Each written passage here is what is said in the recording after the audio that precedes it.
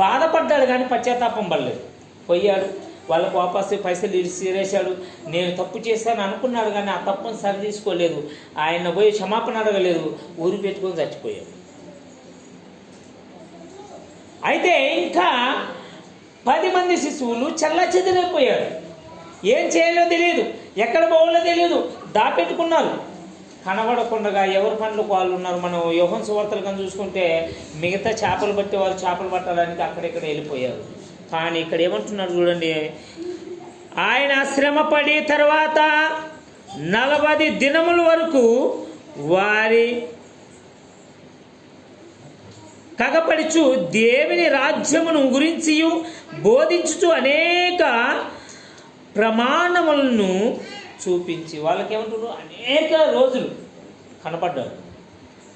ఎలా నడుచుకోవాలో వాళ్ళకి చూపించారు. ఇప్పుడు మనం ఏం చేయాలి?